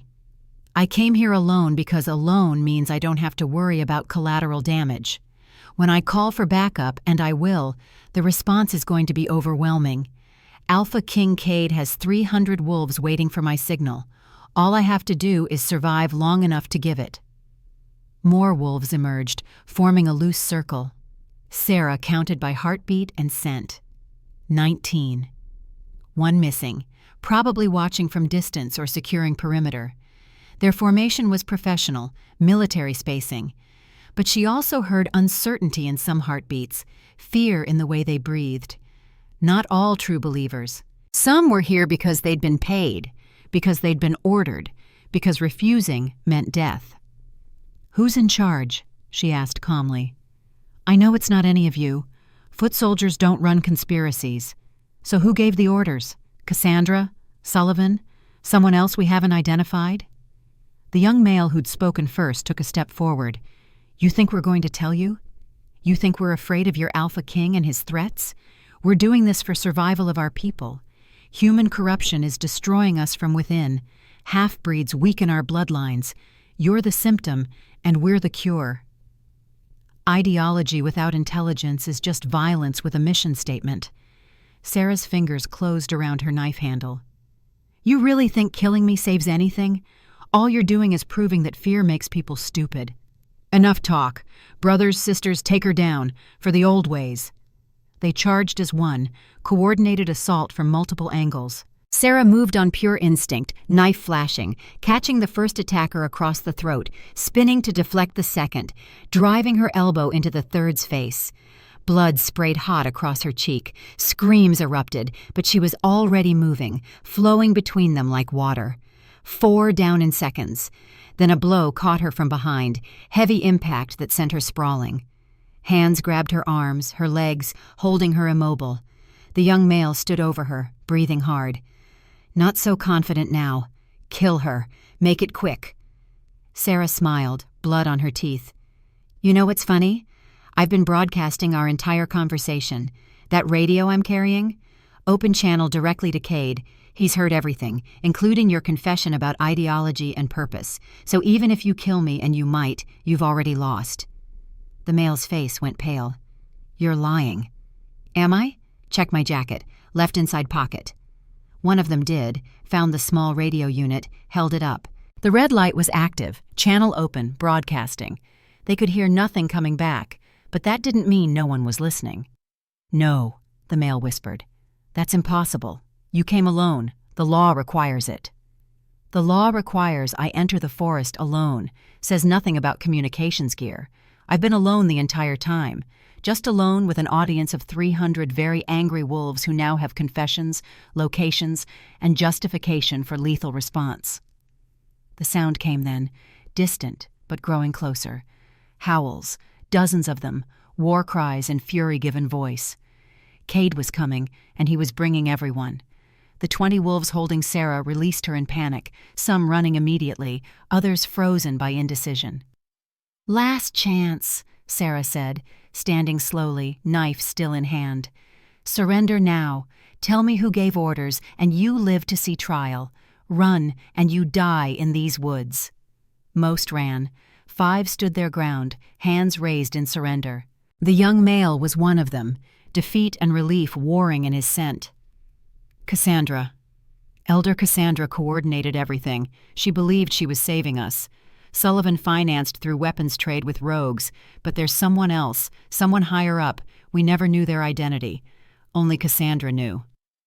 The wolves arrived in a wave, Kade at the front, James beside him, Creed bringing up the rear with guards. They surrounded the clearing, weapons drawn, no mercy in their stances. Kade moved directly to Sera, hands checking her for injuries, finding the blood that wasn't all hers. "You're hurt." "I'm alive. That's what matters." She turned toward the 5 surrendered wolves. "These 5 yielded. They're prisoners, not casualties. Honor their choice." "And the others?" James asked, looking at the 4 bodies on the ground. "They chose violence. I chose survival. Clear case of self-defense." Kade surveyed the scene, reading the evidence. "You used yourself as bait to force a confession. You knew they'd talk if they thought they'd won." Ideology makes people stupid, especially when they think they're righteous. They couldn't resist explaining their cause. She wiped blood from her face. "Did you get it all on recording?" "Every word. Confessions, conspiracy details, names. More than enough for formal charges." "Good. Then let's finish this. Bring Cassandra into custody, arrest Sullivan on weapons charges, and figure out who the mastermind is because these soldiers don't know." They moved back toward the compound as a unit, prisoners surrounded by guards, Sera supported by Kade despite her protests. The forest released them into morning light at 7:30. The compound's great hall was packed again by 8 o'clock, but this time the mood was different. Anticipation mixed with fear, confusion about what happened in the forest. Elder Davos sat in his elevated position, and beside him under guard were Cassandra and Sullivan. Both looked defiant, frightened, but primarily shocked. "Commander Ashford returns," Davos announced, and now his voice carried unmistakable respect. "With evidence of those who killed the White Stag, with confessions from conspirators, with proof of internal treachery. You have passed the 3rd test, not through tracking, but through intelligence, strategy, and courage. The Luna's trial is complete. All 3 tests passed." The crowd erupted, angry voices demanding justice, confused questions about arrests, accusations flying. Davos raised his hand for silence. "However," he continued, "questions remain. Commander Ashford has proven her capability, but the conspiracy she's exposed runs deep, involves respected elders, touches multiple packs. Before we can formally accept her as Luna, we must address these charges. Cassandra, elder of Stonefang Pack, you stand accused of conspiracy to commit murder, coordinating assassination attempts, and funding rogue operations. How do you answer?" Cassandra stood, and her voice carried absolute conviction. "I answer that I did what was necessary to preserve our way of life. Human contact corrupts us. Half-breeds weaken us. I acted to protect the pack from those too weak or corrupted to see the truth." "By ordering the murder of innocents?" Kade's voice was quiet, deadly. "I ordered operations to preserve pack integrity.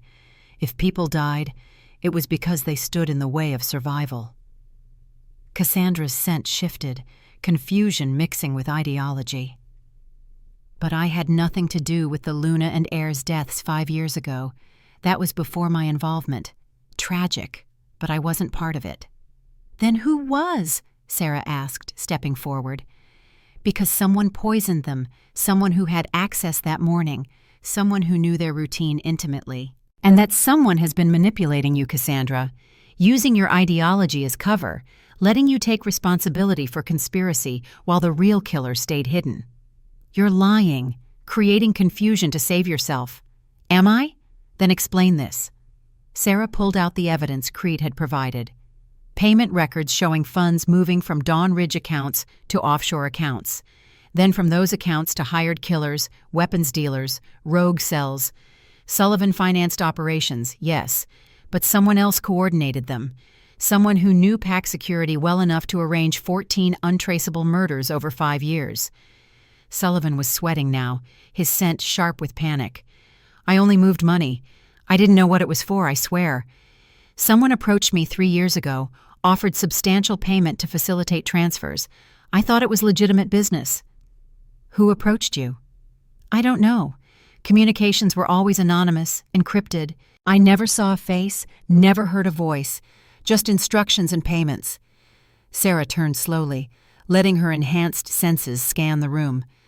Most wolves were curious, angry, confused, but one heartbeat was elevated wrong, fear mixed with calculation, the scent of someone watching their plans collapse. There. Northwest quadrant, elevated position near the elders' seats.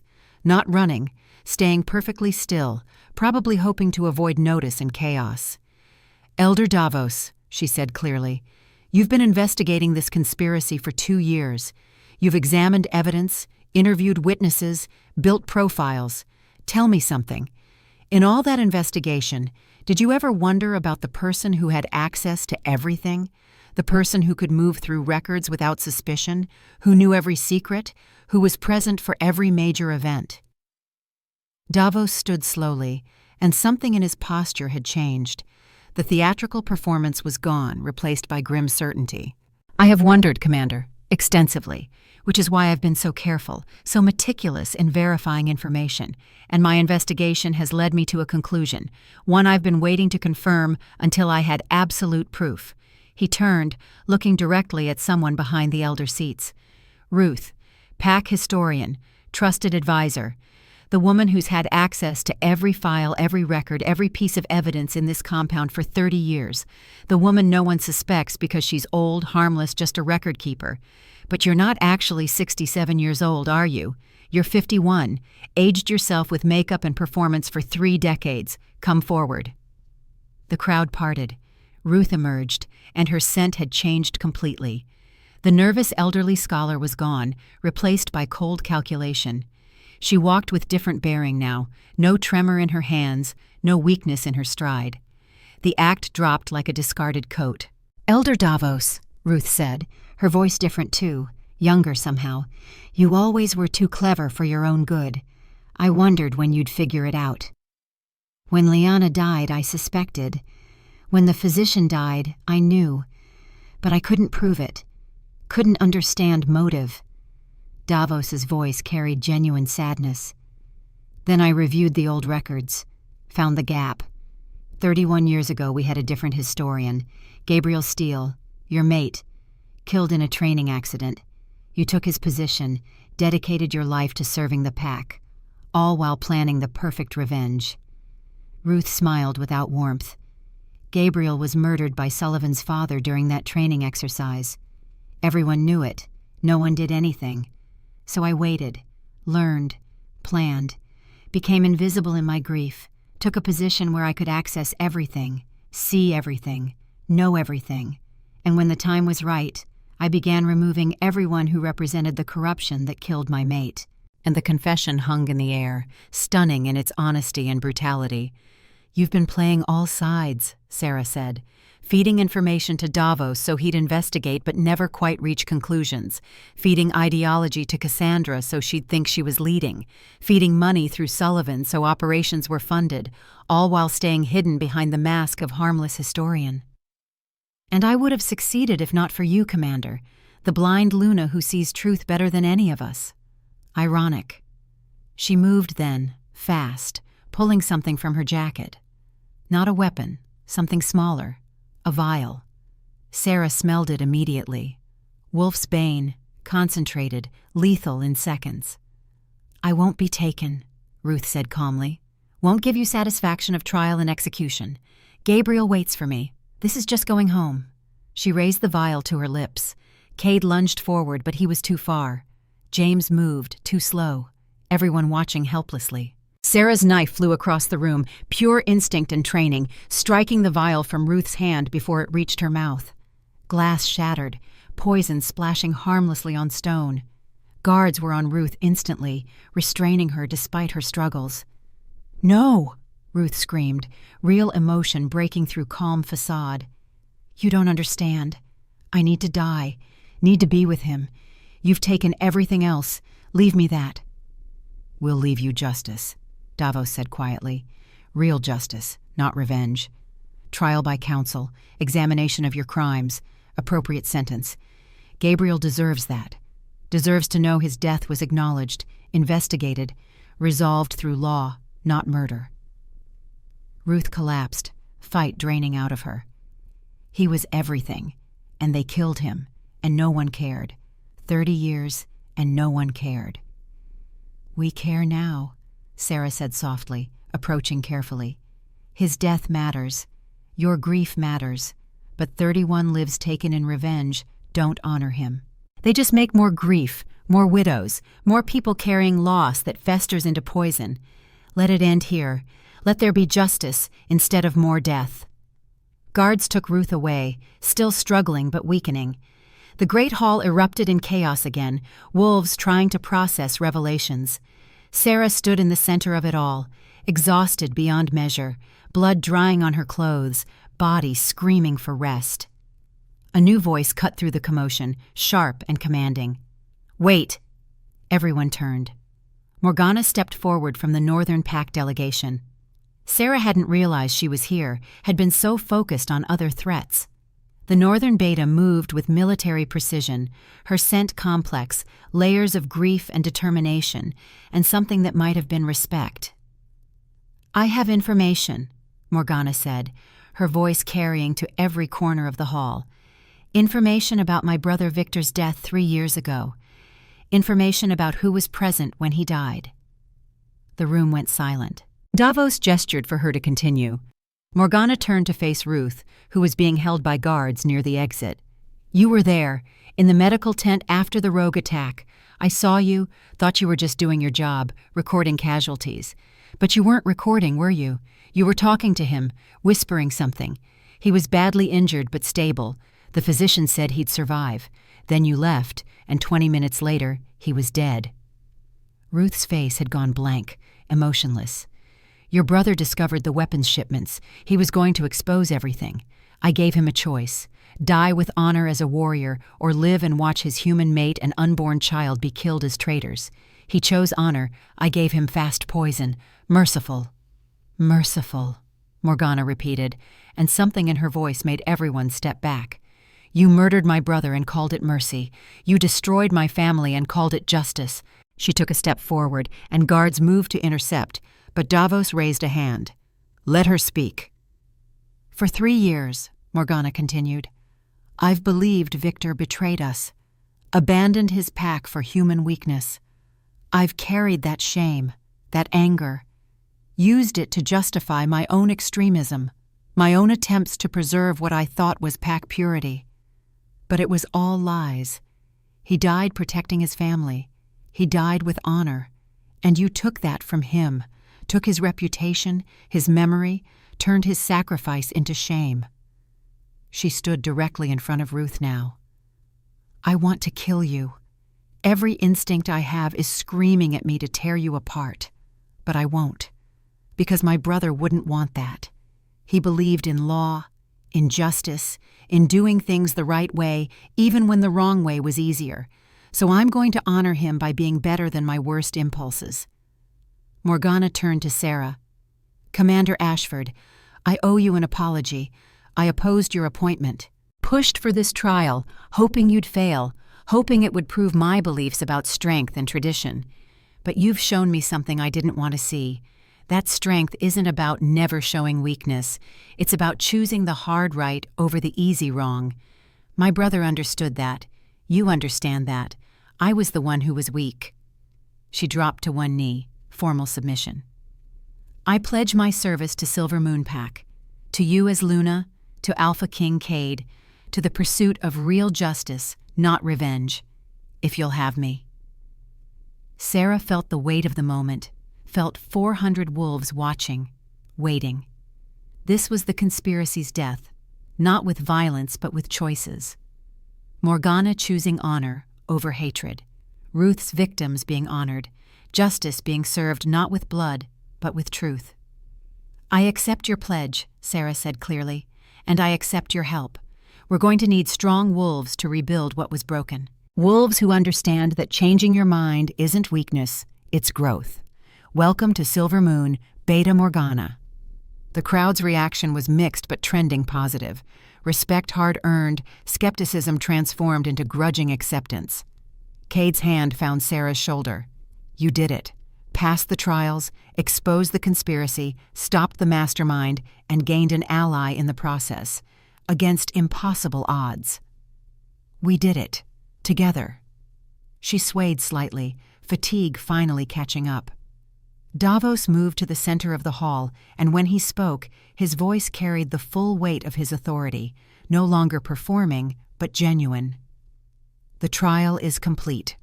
Commander Sera Ashford, you have passed all 3 tests: wisdom, strength, and sight.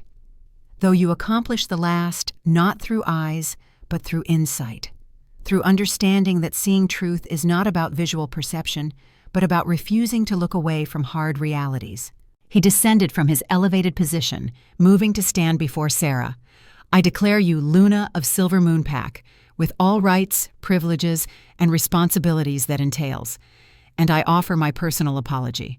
This trial was necessary, but it was also cruel. I used you as bait, put you in mortal danger, all to flush out a killer I suspected but couldn't prove. You had every right to fail, to die, to prove me wrong. Instead, you exceeded every expectation. You have my respect, my loyalty, and my gratitude." "Speech!" someone called from the crowd. "The new Luna should speak." Sera wanted to refuse, wanted to sleep, wanted to process everything. But Luna was leadership, and leadership required showing up. "I don't have pretty words or grand promises," she began, her voice carrying despite exhaustion. "I'm blind, damaged, carrying trauma that will never fully heal. But I've learned something in 8 years of darkness. True sight isn't about eyes. It's about refusing to look away from hard truths, about seeing people as they are instead of what we want them to be.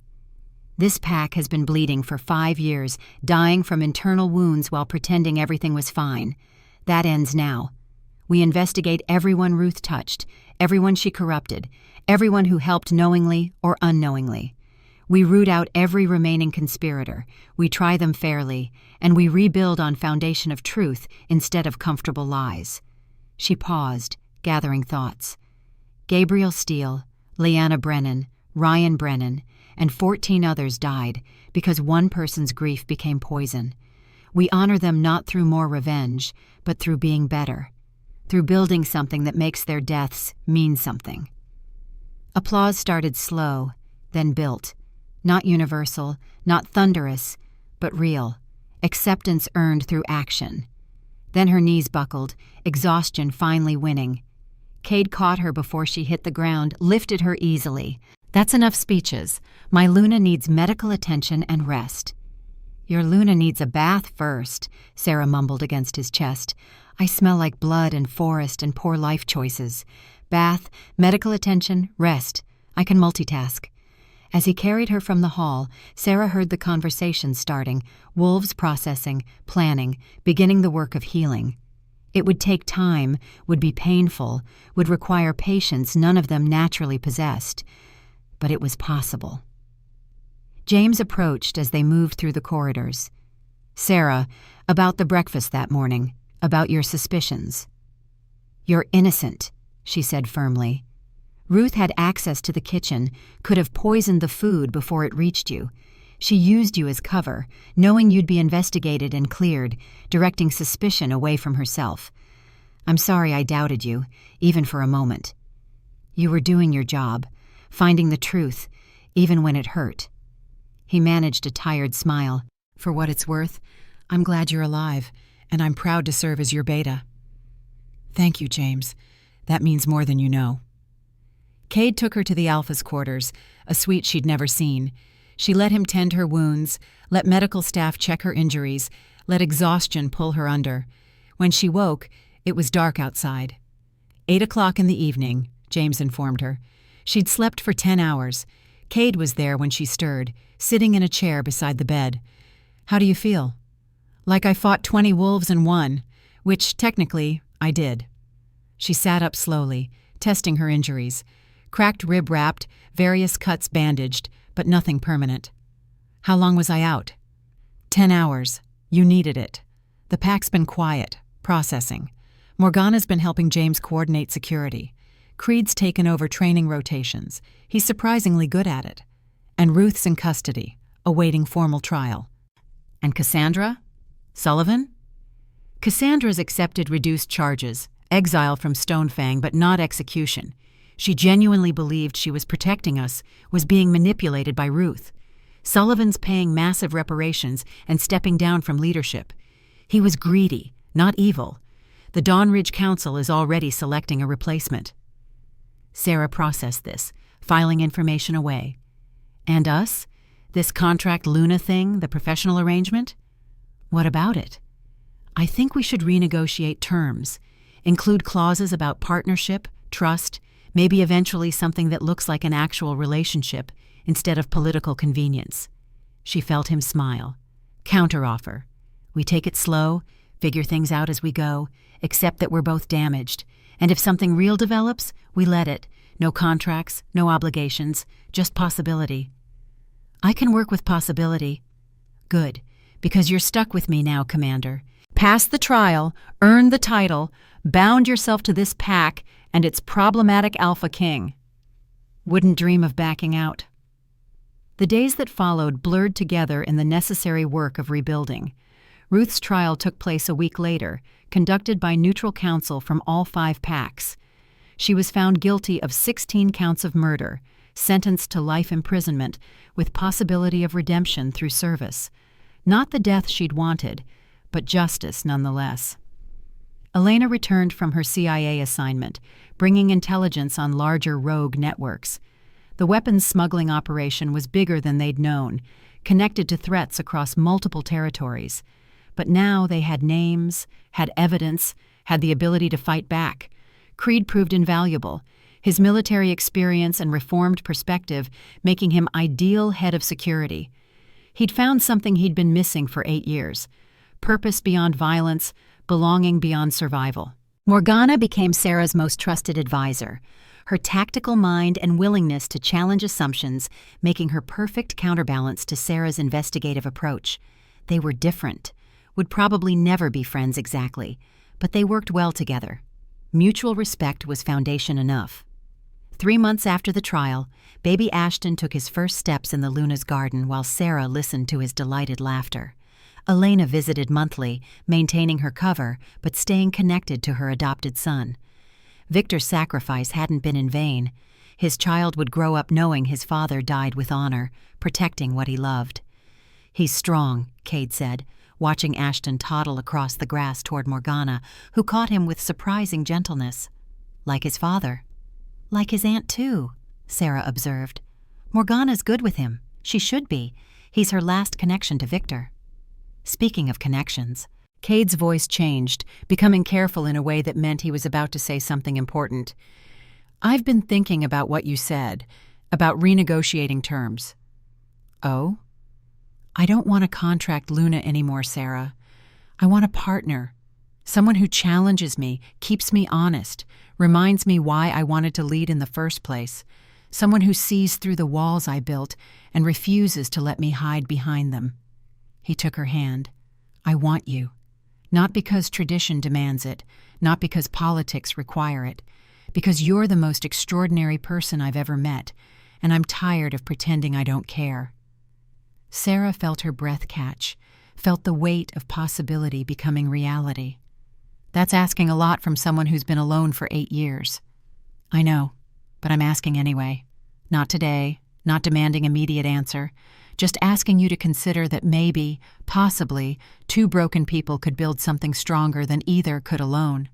She turned toward him, finding his face with her hands, feeling the scars there that matched hers in different ways. "I'm terrified. Of failing. Of losing someone again. Of letting myself feel things that hurt too much to survive." "Me too. So let's be terrified together. Take it one day at a time. No promises except to try." "I can do that." She pulled him closer. one day at a time, starting now. Their kiss was gentle, tentative. Two people choosing hope over fear, possibility over safety, together over alone. 8 years ago, the day Marcus died, Sera thought her life was over. Turned out it was just the ending of one chapter and the beginning of another. Different life, harder path, but hers. And that made all the difference. The Luna's garden filled with laughter as Ashton discovered a butterfly, as Morgana taught him to be gentle with fragile things, as wolves who'd been enemies became allies, became something close to family. Sera stood there, Kade's hand in hers, listening to the sound of healing, of a pack that had been bleeding finally beginning to mend, of people choosing to be better than their worst impulses. She'd passed 3 impossible tests, survived odds no one thought she could beat, proved that blindness wasn't weakness, but a different way of seeing truth. And in doing so, she'd found something she hadn't been looking for: home, purpose, hope, and maybe, eventually, love.